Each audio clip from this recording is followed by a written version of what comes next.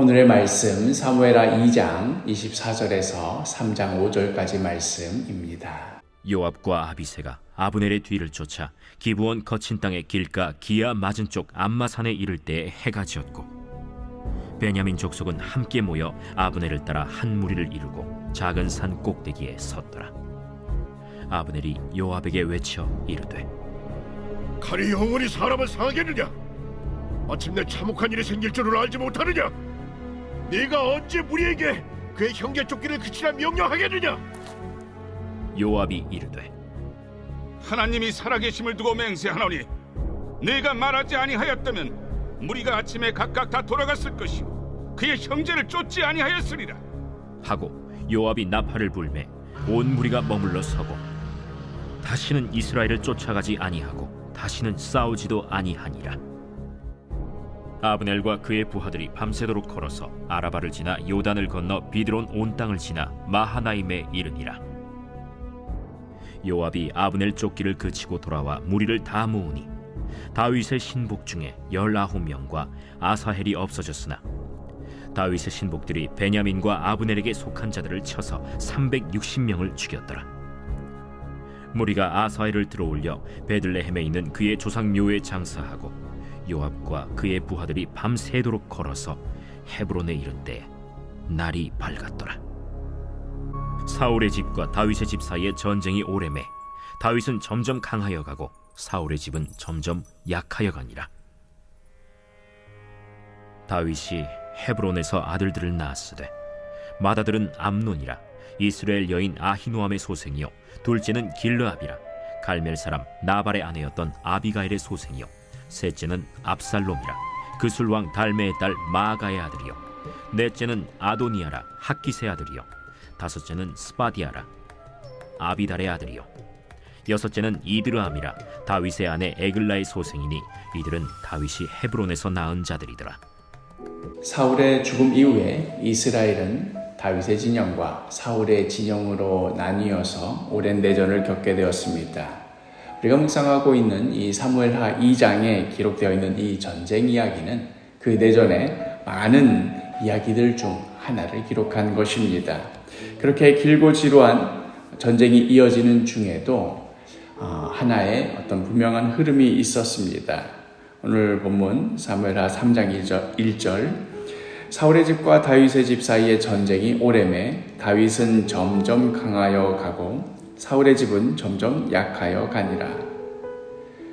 어느 날 갑자기 다윗이 치고 올라간 것도 아니고 어느 날 갑자기 사울의 집이 한꺼번에 망한 것도 아니었습니다. 그러나 분명한 것은 다윗은 점점 강하여 갔고 사울의 집은 점점 약하여져 갔습니다. 삶에 여러 어려운 일들이 찾아오고 고난과 아픔이 찾아올 때에 우리들은 이제 신앙생활을 하면서 바로 이런 지점에서 오해를 하곤 하지요.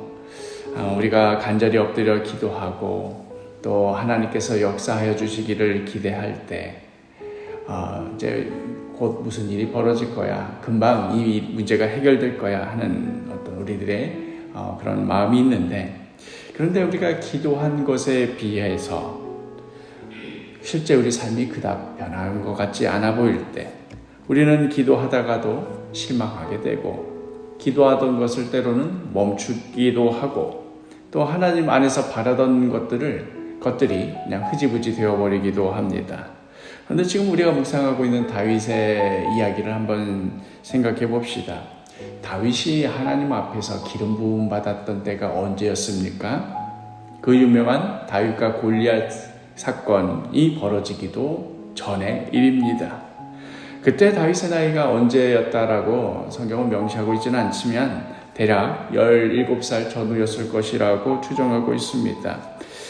하나님의 사람 사무엘이 친히 찾아와서 다윗에게 기름까지 부었으면 당장 무슨 일이라도 벌어져야 되는 것 아니었겠습니까? 그런데 기름 부음을 받았다고 해서 하루아침에 그가 왕으로 등극하는 것이 아니었습니다. 다윗과 골리앗 사건과 같은 그런 영광도 있었지만 잠시의 영광의 시간이 지나고 오랜 고난의 시간이 이어졌습니다. 다윗을 질투하였던 사울이 그를 죽이려고 국가의 역량을 총동원하여 달려든 것이지요. 여차하면 죽을 수도 있었던 삶이 바로 다윗의 삶이었습니다. 당장 내일이 어찌 될지 알 수가 없는, 미래가 보이지 않고 정처 없이 떠돌아야만 했던 삶이었습니다. 사울 왕이 죽었을 때가 다윗의 나이가 30살이라고 하니 17살 때 기름 부음을 받았다고 한다면 무려 13년이라는 시간, 10년이 훌쩍 넘는 세월을 내일이 보이지 않는 그런 시간들을 보내야만 했습니다. 이쯤 되면 정말 하나님께서 기름 부으신 것, 그거 효력이 있느냐고 물어야 될 것 같지 않습니까?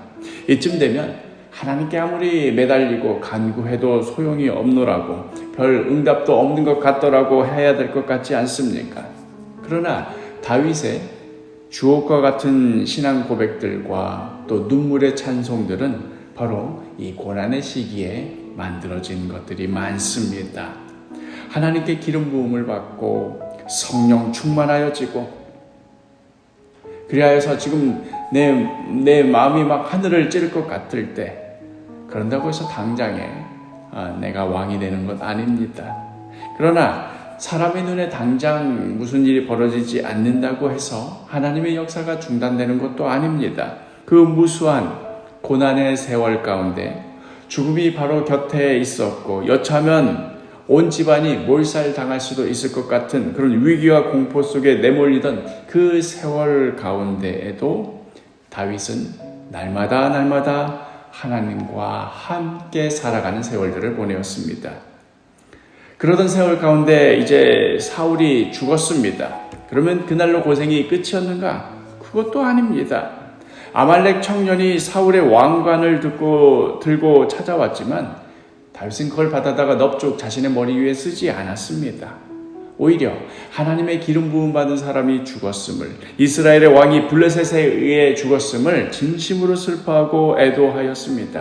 다윗은 여전히 불확실한 미래 가운데 살고 있었고, 어찌 보면 바로 눈앞에 보이는 이 사울의 왕관이 그간의 불확실함을 확실하게 끝내줄 수 있을 것 같은 확실함으로 보였을 수도 있었겠지만, 그러나 그는 하나님이 아닌 다른 그 무엇으로 자신의 확실함을 삼기를 거절하였습니다.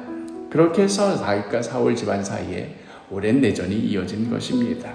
내전 중에서도 여전히 불확실한 일들, 위험천만한 일들, 아차 싶은 그런 순간들 늘상 있었을 것입니다. 그럼에도 다윗은 하나님의 손길을 신뢰하였고, 결코 하나님이 아닌 다른 것들로 자신의 힘과 미래와 확실한 보장을 삼기를 거절하였습니다. 고난의 세월이 이토록 다윗을 단단한 사람으로 만들어주기도 하였고, 또한 하나님과 함께 한다는 것이 바로 눈앞에 보이는 것을 쉽게 맛보는 것, 이것을 거절하고 오히려 하나님께서 친히 행하여 주심을 기다릴 줄 아는 것을 배운다 하는 것이기도 하였습니다. 이러한 맥락 가운데 바로 우리가 오늘 읽은 이 말씀이 있는 것입니다. 다시 한번 1절 볼까요? 사울의 집과 다윗의 집 사이에 전쟁이 오래매 다윗은 점점 강하여 가고 사울의 집은 점점 약하여 가니라. 사랑하는 사도교회 식구 여러분, 다윗뿐만 아니라 우리 역시도 동일한 믿음의 여정을 걷고 있습니다. 기도했으니 당장에 무슨 일이 벌어지고, 성령 충만하여졌으니 당장에 문제가 해결되고, 나는 가만히 있는데 사울의 왕관이 저절로 찾아오고, 어쩌면 우리는 이렇게 손쉬운 해결책을 바라며 신앙생활을 하고 있는 것인지도 모르겠습니다. 그러나 신앙생활의 핵심은 문제 해결에 있는 것이 아니라 그 문제 속에 뒹굴며 하나님과 함께 하는 것에 있는 것입니다. 오늘 하루도 우리와 함께 하시며 우리를 붙드시며 말씀하신 모든 것을 끝내 이루시는 그러한 하나님, 이 하나님과 동행하시는 복된 하루가 되기를 간절히 축복합니다.